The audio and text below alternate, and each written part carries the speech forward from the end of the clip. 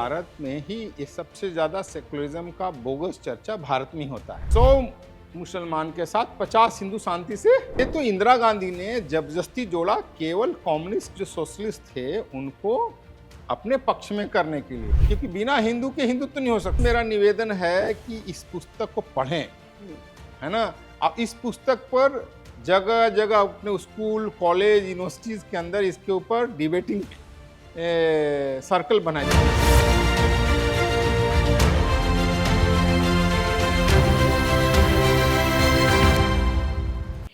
नमस्कार, हमारी आज की इस विशेष प्रस्तुति में आप सभी का बहुत बहुत स्वागत है। पुस्तक पर चर्चा, पुस्तक जो हमें बहुत कुछ देकर जाती है, पुस्तक जो हमारा दृष्टिकोण स्पष्ट करती है, पुस्तक जो हमें जीवन जीने की राह दिखाती है। आज एक ऐसे ही महत्वपूर्ण पुस्तक पर चर्चा होने वाली है। आपके साथ मैं लावनी विनीत हूँ और मेरे साथ आज एक ऐसी शख्सियत है, एक ऐसा व्यक्तित्व है जिन्होंने हिंदू धर्म को जड़ से न केवल समझाने का प्रयास किया है अपनी पुस्तक के माध्यम से, बल्कि ये भी बताने का प्रयास किया है कि जब हम हिंदू राष्ट्र की संकल्पना की बात करते हैं तो उसकी नींव को कैसे मजबूत किया जाए। हमारे साथ आज द हिंदू मैनिफेस्टो के लेखक हैं, जो स्वयं विश्व हिंदू परिषद के संयुक्त महामंत्री भी हैं, स्वामी विज्ञानानंद जी। बहुत बहुत स्वागत है। नमस्ते। नमस्ते स्वामी जी, पुस्तक, जैसा मैंने कहा कि एक पुस्तक आपके जीवन को बदल देती है, एक पुस्तक आपको जीने की कला देती है। ये जो पुस्तक है द हिंदू मैनिफेस्टो, ये पुस्तक क्या कहती है? देखिए क्या है, जब मैं गुरुकुल में पढ़ रहा था तब मुझे अनुभव हुआ कि हमारे शास्त्रों में जो ज्ञान है और जो उनका अनुभूत प्रैक्टिस किया हुआ हजारों साल का ज्ञान है, आज के समाज के लिए भी रिलेवेंट है। तो उसको कभी ना कभी मेरे मन में था कि इसको आज के समाज के रूप में प्रेजेंट करेंगे, स्ट्रक्चर तरीके से सबको समझ में आए। नहीं तो क्या है, हम हिंदू थॉट की बात करते हैं, हिंदू कहते ही लोगों को लगता है पूजा पाठ, कर्म कांड, है ना, मंदिर में ये सब भी है, लेकिन उतना ही नहीं है।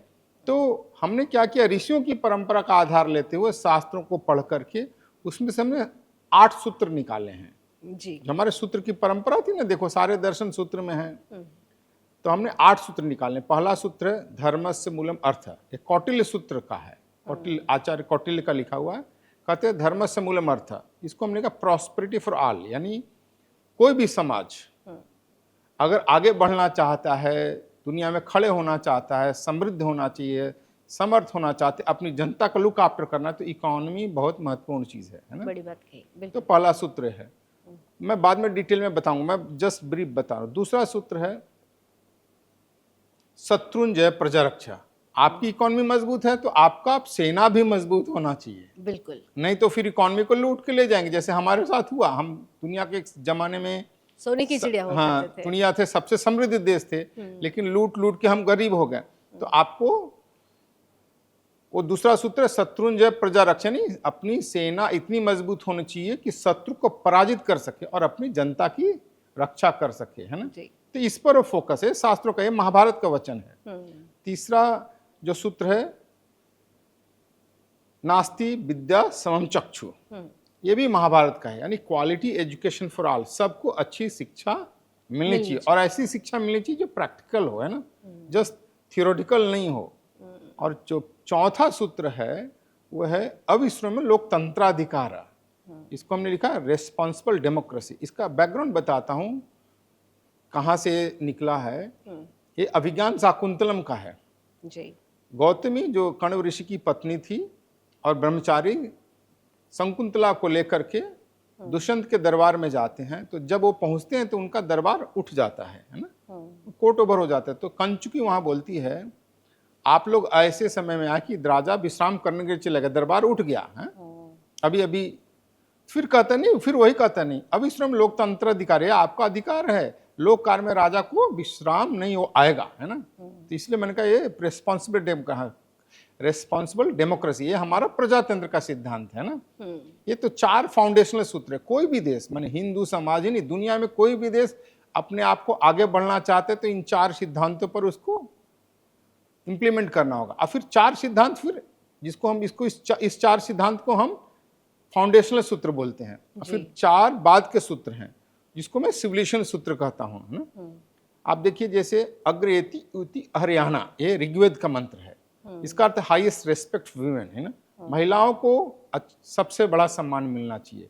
हिंदू समाज में है सम्मान मिलना चाहिए क्योंकि कोई भी देश समाज जो है ना, उसकी सिविलियन को कैसे आप मेजर करते हैं कि आप महिलाओं को कैसे सम्मान देते हैं। आपको मैं बताऊंगा बाद में, इसके अंदर ही है किसी भी समाज देश की लॉ एंड ऑर्डर व्यवस्था का भी गोल्ड स्टैंडर्ड क्या है। कहता है एक सुंदर महिला स्वर्ण आभूषण में सभी तरह के आभूषण से पहनी हुई अकेले घूमती हो तुम्हारे राज्य में, तो फिर और उसको कोई टच नहीं करता हो, तब वो मान लो वो अच्छा राज्य है। तो ये देखो गोल्ड स्टैंडर्ड रखा है। तो पांचवा सूत्र इस पर है। छठा सूत्र नॉन डिस्क्रिमिनेटरी सोशल सिस्टम, ये सूत्र महाभारत का है।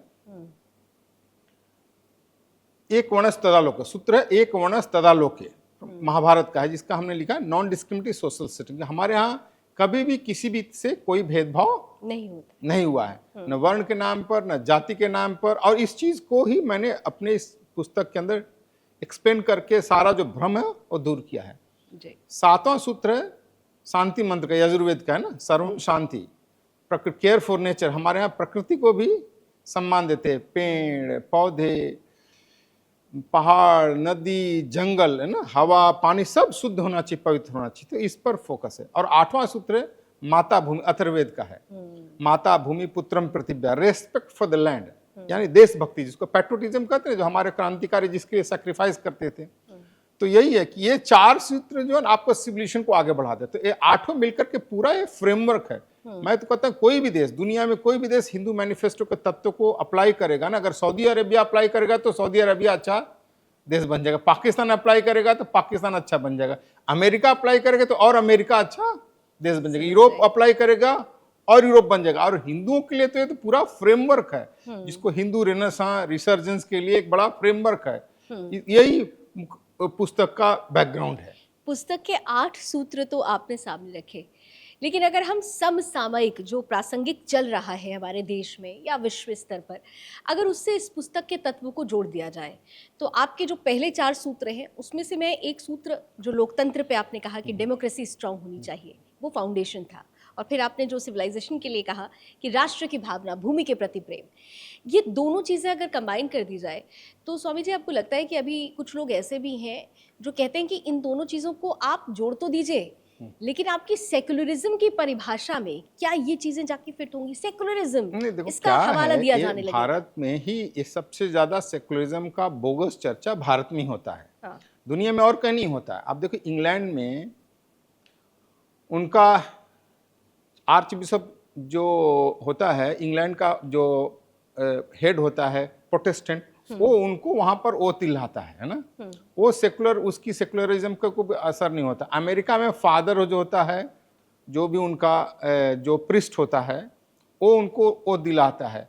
और अमेरिका का ही पढ़ोगे, एक बहुत फेमस किताब है सैमुअल हंटिंगटन की, who are we, the great American debate. कहता है America is not the country of immigrant, कहता है America is the country of settlers. Who are the settlers? White, Anglo Saxon, Protestant Christian बोलता है ना, Protestant Christian की बात करता है। और उसको कोई उसके सेकुलरिज्म पर उंगली नहीं उठाता ना। अनफॉर्चुनेट क्या है कि हमारे हिंदू कहने से सेकुलरिज्म को खतरा होता है। और मैं तो बताता हूँ हिंदू से बड़ा सेकुलर कोई नहीं। मुझे सर्टिफिकेट लेने की जरूरत नहीं, हिंदुओं को सेकुलर बनने का सर्टिफिकेट लेने की जरूरत नहीं है। लेकिन मैं जस्ट बताने के लिए कि हिंदू से व्यवहार में कोई बड़ा सेकुलर नहीं हो सकता। जैसे बहुत अच्छा योगी जी ने अभी किसी इंटरव्यू में कहा कि 100 हिंदू के साथ एक मुसलमान शांति से रह सकता है, लेकिन 100 मुसलमान के साथ 50 हिंदू शांति से 100 तो आपने बहुत कह दिया। हम तो कहेंगे कि अगर 10 ही आ जाए और उसमें अगर हम सोच लें कि 5 हिंदू रह जाएं तो नहीं रह सकते। मैं कहा 100 में 50 हिंदू नहीं रह सकते, इतना मैं तब बता रहा हूँ। इसको कहते हैं साइकोलॉजिकल, जिसको कहते हैं मास साइकोलॉजी। इस्लाम का मास साइकोलॉजी ही डिस्ट्रक्टिव है। हिंदू का देखो इंडिविजुअली हर कोई अच्छा बुरा हो सकता है, लेकिन हमारा समाज कोई डिस्ट्रक्टिव नहीं है। कोई गलत करेगा तो उसको हमारा समाज रोकेगा। तो हमारे सेकुलरिज्म का अननेसेसरी डिबेट करके समाज का समय सामर्थ्य बर्बाद कर रहे हैं। तो क्या आपको नहीं लगता कि जो सेक्युलरिज्म जो जोड़ दिया गया, जबरन थोपा गया, क्या उसे हटा देना चाहिए? जब हमारा हिंदू समाज ही खुद सेक्युलर है, वो मतलब हमारे अंदर ही है, जैसा कि आपका हिंदू मैनिफेस्टो कहता भी है, तो क्या आपको लगता है कि संविधान से वो शब्द अगर हट जाएगा तो अपने आप में बहुत कुछ चीजों का नहीं नहीं, जवाब क्या मिल है सकता कि है? ये देखो संविधान में, देखो जब संविधान निर्माता लोग पढ़े लिखे विद्वान थे, काफी डिस्कशन करने के बाद उन लोगों ने सेकुलर शब्द नहीं जोड़ा, उन्होंने सोशलिस्ट शब्द भी नहीं जोड़ा। यहाँ तक डॉक्टर बाबा साहब भीमराव अम्बेडकर ने भी इसका अपोज किया, उन लोगों ने नहीं जोड़ा। ये तो इंदिरा गांधी ने जबरदस्ती जोड़ा, केवल कम्युनिस्ट जो सोशलिस्ट थे उनको अपने पक्ष में करने के लिए, है ना, और वो जोड़ करके हम पर इम्पोज कर दिया। जितना से अधिक जितना जल्दी ये शब्द संविधान से हट जाए तो हमारे गले में जो बेड़ी लगी वो मुक्त हो जाएगी। इस पर हमें हिंदुओं को प्रयास करना चाहिए, सरकार को भी प्रयास करना चाहिए, जुडिशरी को भी करना चाहिए। जुडिशरी तो बहुत सारी चीजों में सुमोटो ले लेती है, इस पर क्यों नहीं लेती है? जब ये संविधान में डाला गया, इमरजेंसी था, कोई डिबेट नहीं हुआ, कुछ नहीं हुआ और उन्होंने डाल दिया। बिल्कुल। अच्छा, हिंदू मैनिफेस्टो पे थोड़ा एक बार फिर से आते हैं, क्योंकि हालांकि हर चीज इससे से जुड़ी हुई ही है। हिंदुत्व और हिंदुत्व को जीने की कला। आपने अक्सर देखा होगा कि हमारे देश के अंदर की राजनीति में ही ये होता है, भाई मैं हिंदू तो हूँ लेकिन हिंदुत्व मेरा अलग है। तो ये जो द हिंदू मैनिफेस्टो पुस्तक है, क्या इस भ्रम को दूर कर पाएगी? हाँ, नहीं देखो क्या है, ये जब हिंदुत्व की जो बात है, हमारी आइडेंटिटी हिंदू है, आप समझ लो। महाराणा प्रताप, उनके पूर्वज यानी हमारे महाराणा सांगा, कुंभा से लेकर के महाराणा प्रताप, इन सब लोगों ने हिंदू शब्द का ही प्रयोग किया जी। इसी के नाम से वो लड़े, मरे, बलिदान हुए। छत्रपति शिवाजी महाराज हमारे आदर्श हैं, उन्होंने ही हिंदू शब्द का ही प्रयोग किया, है ना। क्या हुआ, 19th सेंचुरी की शुरुआत में अमेरिका में और यूरोप में लोगों ने, क्रिश्चियन लोगों ने एक वर्ड शुरू कर दिया, इज्म, है ना, इज्म। अभी बाद में आया था सोशलिज्म, कम्युनिज्म, जस्ट मैं उदाहरण दे रहा हूं। तो इज्म का अर्थ जो फेक चीज है, असली चीज नहीं है।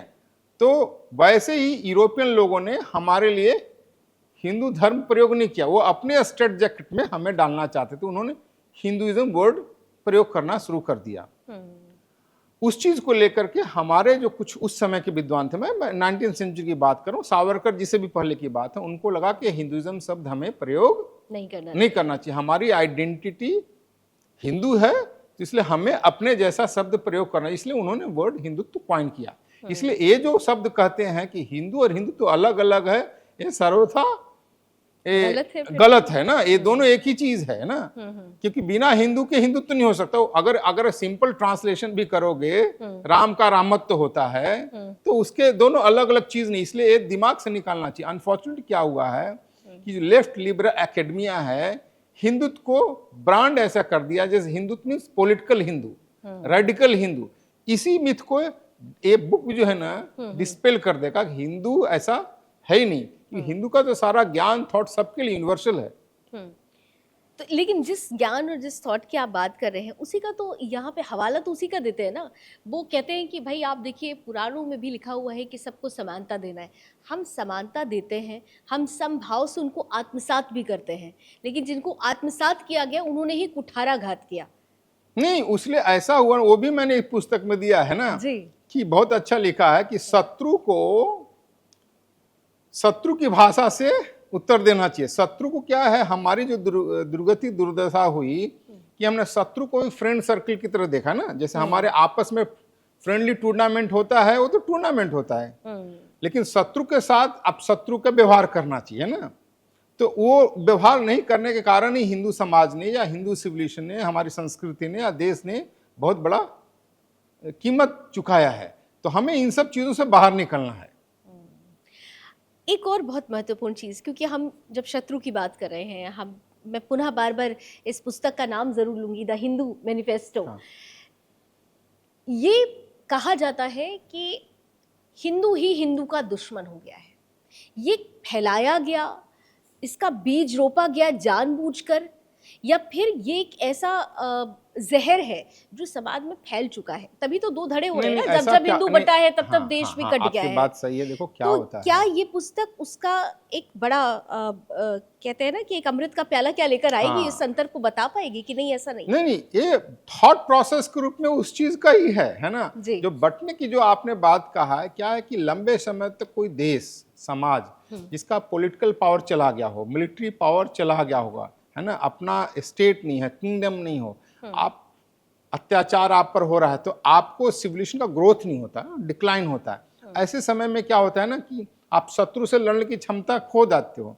तो आप जब आप शत्रु से लड़ने की क्षमता खो जाते हो तो आप आपस में लड़ते हो। तो ये हिंदू समाज के हुआ कि लंबे समय तक की जिसको कहते हैं स्ट्रगल, गुलामी, जिसमें हम एक दूसरे के ही शत्रु हो गए। हमें इन सब चीजों से अलग बाहर निकलना है कि अब वो पहले वाली बात नहीं है। और ये केवल ऐसा नहीं हुआ है, भारत से बाहर सभी समाजों में हुआ है, बल्कि भारत में तो कम हुआ, विदेशों में बहुत ही ज्यादा हुआ है। लेकिन क्या उन लोगों ने समय के अनुसार अपने आप को ट्रांसफॉर्म कर लिया, हम उसी मानसिकता से अभी स्टक हैं। तो हमें भी अपने आप को ट्रांसफॉर्म करने के लिए एक समर्थ, संगठित हिंदू समाज के रूप में खड़ा होना है। तो वर्तमान में हिंदू समाज का कौन सबसे बड़ा दुश्मन है? दुश्मन कौन है? देखो, हिंदू समाज का देखोगे तो तीन तरह के, देखो मैं उसको दुश्मन की बात करता हूँ, एक एक्सटर्नल और इंटरनल, है ना। फिर एक्सटर्नल में मैं चाइना पाकिस्तान को मानता हूँ, मेजर बड़े शत्रु है ना, चाइना पाकिस्तान एक्सटर्नल, जिसको आप मान लो सकते हैं आजकल का जिहादी जैसे बांग्लादेश भी होने लगा, तो मैं उसको भी थोड़ा ऐड करता हूँ एक्सटर्नल में। इंटरनल में दो हैं, इंटरनल एक्सटर्नल। एक्सटर्नल में हमारे पास जिहादी इस्लाम का ग्रोथ होना, इवेंजलिस्ट क्रिश्चियन का ग्रोथ होना, और ये जो लिबरल, सो कॉल्ड लिबरल के रूप में मार्क्सिस्ट लोगों का एकेडमिया पर कब्जा करना हमारा थ्रेट है। इंटरनल हमारा जो थ्रेट है कि हमारे समाज में अभी भी बहुत बड़ी संख्या अभावग्रस्त लोगों की है, गरीब है, हमें उनको अपने बाहर निकालना है ना, तभी आप अपने समाज की लुक आफ्टर कर सकते हैं। इस तरह से हम शत्रु को एनालाइज करते हैं। जी। अच्छा, यहाँ पर क्योंकि जब हम इन चीज़ों का पूरी तरह से आकलन शुरू करते हैं, विश्लेषण शुरू करते हैं, तो हम हिंदू राष्ट्र पर आते हैं। बहुत सारे लोग कहते हैं कि अरे हिंदू राष्ट्र की अवधारणा लेकर आना है, लेकिन आपसे मेरी जब भी बात हुई है आपने कहा है कि हम तो हिंदू राष्ट्र है ही। हिंदू स्टेट की अगर बात की जाए तो कैसे पॉसिबल है? देखो क्या है हाँ। कि राष्ट्र क्या होता है, पब्लिक से होता है, जनता से होता है ना। देखो हिस्ट्री, कल्चर, ट्रेडिशन, हमारे सिंबल्स, फेस्टिवल, हर चीज, और पब्लिक जो हमारी जनसंख्या, ये हम हिंदू राष्ट्र हैं, है ना। अभी कॉन्स्टिट्यूशन हमारा सेकुलर बना दिया गया है ना, सेकुलर था नहीं है, है ना, बना दिया गया, या तो थोपा एक गया है, ना। थोपा गया। हम तो एक नॉर्मल न्यूट्रल कॉन्स्टिट्यूशन सबके लिए, जिसमें किसी के साथ कोई भेदभाव नहीं है। आवश्यकता अभी क्या है, हिंदू स्टेट बनाने की ना, व्यवस्था, यानी हाँ व्यवस्था की। तो उस पर हमें चर्चा करनी चाहिए कि ज्यादा कि हिंदू स्टेट से जो हमें हिंदू समाज को ग्रोथ करने में, अच्छी चीज करने में जो हमें बंधन है, वो हमें बंधन दूर हो जाए। लेकिन अगर फिर वही बात आएगी, अगर हम हिंदू स्टेट की बात करने लगेंगे तो सामने वाले कहेंगे कि देखिए आप तो सिर्फ एक विचारधारा को लेकर आगे बढ़ रहे हैं। भाई ऐसा है, हमारे यहाँ अगर शिवाजी का ही उदाहरण लेते हैं, छत्रपति शिवाजी महाराज का उदाहरण लेते हैं, तो उनका तो हिंदू ही स्वराज था ना। हाँ, बिल्कुल। तो उन्होंने कभी किसी के साथ भेदभाव किया क्या? महाराणा प्रताप का था, उन्होंने किसी के साथ भेदभाव नहीं किया। तो हिंदू स्टेट के रूप में किसी के साथ भेदभाव करने वाला नहीं है। ये भ्रम अपने आप दूर हो जाना चाहिए। अच्छा, हिंदू मैनिफेस्टो में क्या इन बातों को क्लियर करने का प्रयास किया? हिंदू मैनिफेस्टो में जो क्या है कि उस नॉलेज को क्लियर करने गया। आज हम कंटेम्प्रेरी जो चीजें हैं, देखिए हिंदू मैनिफेस्टो में क्या किया गया, कहा है, पहला सूत्र कहता है प्रॉस्पेरिटी पर फोकस करो। हिंदू कभी भी गरीबी को सेलिब्रेट नहीं किया है। हमने गरीबी को कंडेम नहीं किया, लेकिन सेलिब्रेट भी नहीं किया। तो प्रॉस्पेरिटी कैसे आएगी ना, कहता है धर्मस्य मूलम अर्थ, धर्म का मूल अर्थ है ना।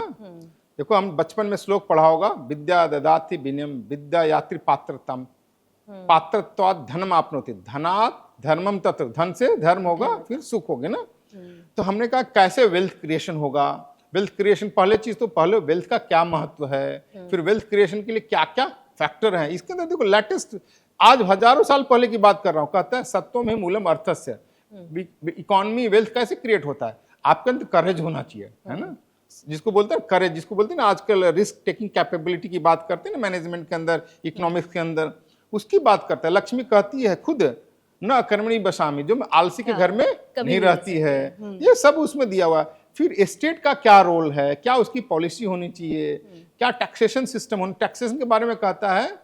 देखो कॉस्ट ऑफ प्रोडक्शन है ना, जो कॉस्ट ऑफ जिसको कहते हैं रॉ मटेरियल का जो कॉस्ट है, फिर कॉस्ट ऑफ प्रोडक्शन है, टेक्नोलॉजी उसमें कैसा यूज हुआ है, सेल कितना है, परचेज कितना है, और फिर जो बिजनेसमैन का भी सर्वाइवल देखो, इन सब चीजों को कंसीडर करते हुए टैक्स लगाओ। फिर कहता है कि गोमिनो धनिनश्च परिपाल्या, व्यापारी और किसान दोनों को समाज और स्टेट दोनों को लुक आफ्टर करना चाहिए। आज देखो आज का समाज क्या व्यापारी और किसान को लड़ा रहा है ना। कहता है कि किसान को इंटरेस्ट जो है ना, लोन कम पैसे 1% इंटरेस्ट पर देना चाहिए। यहाँ ये भी कहा है इसके अंदर कि जब किसी भी कठिनाई से, जब मार्केट के कारण से या ऋतु के अनुसार किसान और व्यापारी अगर कठिनाई में आ गए हैं तो स्टेट का काम है उनको लुक आफ्टर करने, है ना। फिर कहता है जब स्टेट इनकी कठिनाई है, किसान और व्यापारी की कठिनाई दूर हो जाए तो इनके ऊपर जो लोन वगैरह वो भी धीरे धीरे इनको रिपे करना चाहिए, है ना। बहुत अच्छा, इसलिए मैंने कहा ये सब इतने विजडम हिंदू शास्त्रों के हैं जो आज के लिए कंटेम्पररी है ना। ये बड़ी बातें हैं क्योंकि हमारे शास्त्रों को ही कहीं ना कहीं से, शास्त्रों में सब कुछ वर्णित है, लेकिन वो मैसेज, वो संदेश पहुंचा ही नहीं, क्योंकि शास्त्रों को लोगों ने पढ़ना ही, पहले तो शास्त्रार्थ हुआ करते थे, अब तो आपको ऐसा नजर भी नहीं आता होगा, शायद यही वजह रही, तो आपने उसको कंपाइल किया है एक तरह से यहाँ पर। अच्छा, एक और महत्वपूर्ण प्रश्न जो मेरे मन में जब मैं इस पुस्तक को समझने का प्रयास कर रही थी, तो आपने महिलाओं के सम्मान की बात की। वर्तमान समाज में आपने अगर देखा हो, इसमें कोई दो राय नहीं है कि महिला सम्मान ही एक स्वस्थ समाज की स्थापना करता है, लेकिन वर्तमान में चंद ऐसी महिलाएं भी हैं जो उस सम्मान को उस तरह से ले ही नहीं पाती है, सम्मान की हकदार नहीं होती। आपने खुद देखा है कि बहुत सारे ऐसे अनर्गल कृत्य में उनका जुड़ाव हो जाता है, या जो उनकी सोच है वो बिल्कुल अलग हो गई है, वो ये समझने लगे कि भाई हमको एज अ टूल यूज़ किया जा रहा है, जबकि ऐसा होता नहीं है समाज में। लेकिन इस तरीके की भावनाओं वाली महिलाओं के लिए, क्या उनके लिए यहाँ पर एक बड़ा संदेश है? इसके अंदर बहुत सारा संदेश है। इसके अंदर क्या है, पहले चीज तो महिलाओं को देखो, 2, 4, 10 महिलाओं जो गलत हो या परवर्ट हो गए होंगे, रॉन्ग रास्ते पर चली गई, परिवार व्यवस्था से जो टूट रही है महिलाएं, परिवार व्यवस्था से, इसके बारे में देखो बहुत अच्छा लिखा हुआ है। देखो परिवार व्यवस्था की मेन धुरी महिला ही है जी, बिल्कुल। तो और ऐसा नहीं, अब पुरुष को भी कहा है उतना ही इक्वल रेस्पॉन्सिबिलिटी है ना।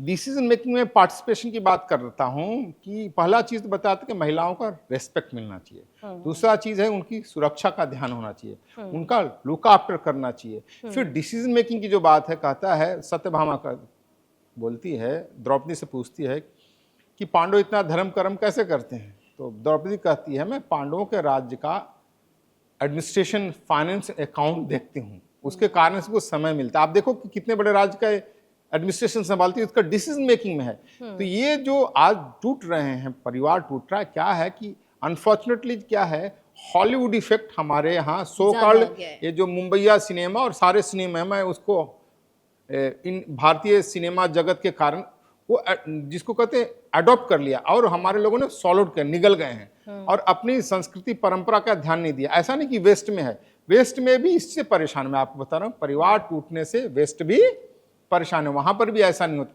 इसको कहते हैं हॉलीवुड इफेक्ट, है ना, वो उसके कारण से हो रहा है। उसका आप अच्छी चीज है उसको बताना चाहिए, क्योंकि समाज तो देखो मनुष्य भी तो देखो, अल्टीमेटली हम भी तो एक प्रकार के जो मनुष्य हैं, अल्टीमेटली एनिमल इंस्टिंक्ट तो हमारे अंदर भी है, बिल्कुल, बिल्कुल, है ना। बिल्कुल। अब क्या है, आप एनिमल इंस्टिंक्ट को जितना बढ़ाओगे तो उसके अंदर वैसा बढ़ेगा। आज समाज में क्या उसी एनिमल इंस्टिंक्ट को बढ़ाया जा रहा है, उसको प्रभुक किया जा रहा है, उसको एक्सप्लॉइट किया जा रहा है। हमें चाहिए कि ये जो चीज है उसको समन होना चाहिए, और मानवीय गुण जो है ना, परिवार से संबंधित, जहां अगर महिला की बात करते हो दोनों का विकास होना चाहिए ना जी, पुरुष का भी महिला का भी होना चाहिए ना, समेकित रूप से विकास होना चाहिए। हाँ, यहाँ बहुत अच्छा इसमें मैंने दिया है, शास्त्र कहता है कि देखो वेद का मंत्र, उसका सिंप्लीफाइड वर्जन होगा कि पुरुष किसी पत्नी से शादी करता है और वचन लेता है एक पत्नी व्रत का ना, लेकिन धर्म पति बनने का, उसके बावजूद भी किसी दूसरे की पत्नी के साथ जाकर अवैध संबंध स्थापित करता है तो दोषी पुरुष है, महिला दोषी नहीं है ना। लेकिन ये तो फिर लेकिन ये दोनों की तरफ से है ना। हाँ, दोनों अगर यही कृत्य महिला की तरफ से होता है तो भी इसलिए मैंने कहा ऐसा है, संस्कृत में जो व्याकरण का नियम है वो दोनों चीज को अप्लाई होता है ना। जी जी जी। एक व्याकरण का नियम है वो दोनों तरफ के लिए अप्लाई होता है जी। अच्छा, आप क्योंकि बहुत सारे वर्ल्ड हिंदू कांग्रेस का हिस्सा रहे हैं, दुनिया भर में उसका हिस्सा रहे हैं, क्या उन अनुभवों को भी इस हिंदू मैनिफेस्टो में इसमें डाला है ना? वो सारे अनुभवों को मैंने डाला है, बल्कि ये जो मैं शास्त्रों को पढ़ करके बहुत सारा चीज वर्ल्ड हिंदू कांग्रेस के अंदर मैं अप्लाई भी करता हूँ ना। देखो, वर्ल्ड हिंदू इकोनॉमिक फोरम है, ये तो धर्म से मूलम अर्थी तो उसका स्लोगन है ना। हिंदू एजुकेशन बोर्ड है, नास्ति विद्या समम चक्षु ही है ना। वहां पर हिंदू वीमेन फोरम है, ये यही दृष्टि को प्रचार कर रहे हैं वहां। इसी दृष्टि को कि हिंदुओं को आज के समय में जो समाज को, देश को मजबूत करने वाले तत्व हैं वही economy, defence, education, academia and politics, ये मजबूत प्रदान करने वाले। इसलिए दुनिया में जहां पर भी जाए हिंदू, भारत में या दुनिया में, इस पर फोकस करना चाहिए। और समाज को आगे ले जाने की फिर वही महिलाओं का सम्मान की पहला चीज है कि सिविलाइजेशन वहां से ग्रोथ होता है। समाज में किस तरह की कोई भेदभाव नहीं होना चाहिए, और जहां पर भी रहे नेचर, प्रकृति की रक्षा करो, और जहां भी रहो देशभक्त रहो। ये नहीं कि रहे यहाँ और दूसरे का गुणगान नहीं करें। जी, बस आखिरी एक प्रश्न बड़ा महत्वपूर्ण है। ये पुस्तक क्या दुनिया भर में जो विश्व युद्ध जैसी स्थिति बनी हुई है, क्या उनको रोकने के लिए एक दिशा देगी? फिर से बचिए। जिस तरीके से युद्ध जैसी स्थिति बनी हुई है, रूस यूक्रेन की बात कर लेते हैं, या दूसरी जगहों पर जैसे हमने देखा कि इजराइल के साथ भी जिस तरह से स्थिति बनी हुई है, तो क्या ये जो विश्व में अलग अलग हिस्सों में युद्ध चल रहे हैं उनको रोकने के लिए क्या ये नहीं, ये पुस्तक उनको रोकने के लिए नहीं है, बल्कि इस पुस्तक में दिया है कि अगर आपको अपना सरवाइव करना है तो आपको अपना मिलिट्री मजबूत करना होगा, इकोनॉमी मजबूत करना होगा, राष्ट्रवाद को ये हाँ, राष्ट्रवाद को मजबूत करना, अपने एजुकेशन टेक्नोलॉजी को मजबूत करना होगा, अपने शासन व्यवस्था को मजबूत करना होगा। क्योंकि आप शक्तिशाली होंगे तभी शत्रु आपसे लड़ेगा नहीं। जहां आप कमजोर होंगे, शत्रु को शत्रुता का व्यवहार नहीं करोगे ना। मैं सरल भाषा में बताता हूँ, समर्थ गुरु रामदास जी का वचन है, मैंने पढ़ा नहीं, मैंने रेफरेंस में ही पढ़ा है जी, कि सठे साठे महासाठी, सठ के साथ महासठ की तरह व्यवहार, ये सब चीज दिया है उसको। चलिए, युवाओं को चलते चलते इस पुस्तक से कैसे जोड़ सकते हैं? युवाओं से मेरा निवेदन है कि इस पुस्तक को पढ़ें, है ना। अब इस पुस्तक पर जगह जगह अपने स्कूल, कॉलेज, यूनिवर्सिटीज के अंदर इसके ऊपर डिबेटिंग सर्कल बनाए, जिसको कहते हैं क्लब बनाए, और बताएं कि हिंदू थॉट कितना प्रैक्टिकल, कितना कंटेम्पररी है, और हिंदू थॉट को दुनिया में अब अप्लाई कर सकते हैं तो दुनिया के समाज को आगे बढ़ाने की क्षमता और उसको अच्छा करने की क्षमता है। चलिए, बहुत बहुत धन्यवाद स्वामी विज्ञानानंद जी, आपने बहुत महत्वपूर्ण बातें कही। और मुझे लगता है कि द हिंदू मैनिफेस्टो ये केवल एक पुस्तक नहीं है, ये एक विचारधारा है, और जब आप इस विचारधारा को आत्मसात कर लेंगे तो राष्ट्रवाद की संकल्पना, हिंदू राष्ट्र की संकल्पना और ज्यादा मजबूत होगी। नमस्ते। बहुत बहुत धन्यवाद, बहुत बहुत धन्यवाद। तो हमारी आज की इस विशेष प्रस्तुति में अभी बस इतना ही। पुस्तक पर चर्चा, द हिंदू मैनिफेस्टो पढ़िएगा जरूर, क्योंकि जब आप हिंदू मैनिफेस्टो को समझ लेंगे तो आप स्वयं से पहचान कर लेंगे। आज अभी बस इतना ही। देश और दुनिया की तमाम खबरों के लिए आप जुड़े रहिए सुदर्शन न्यूज के साथ। नमस्कार। भारत में ही ये सबसे ज्यादा सेकुलरिज्म का बोगस चर्चा भारत में ही होता है। 100 मुसलमान के साथ 50 हिंदू शांति से। ये तो इंदिरा गांधी ने जबरदस्ती जोड़ा, केवल कम्युनिस्ट जो सोशलिस्ट थे उनको अपने पक्ष में करने के लिए, क्योंकि बिना हिंदू के हिंदुत्व नहीं हो सकता। मेरा निवेदन है कि इस पुस्तक को पढ़ें, है ना। अब इस पुस्तक पर जगह जगह अपने स्कूल, कॉलेज, यूनिवर्सिटीज के अंदर इसके ऊपर डिबेटिंग सर्कल बनाए जाए।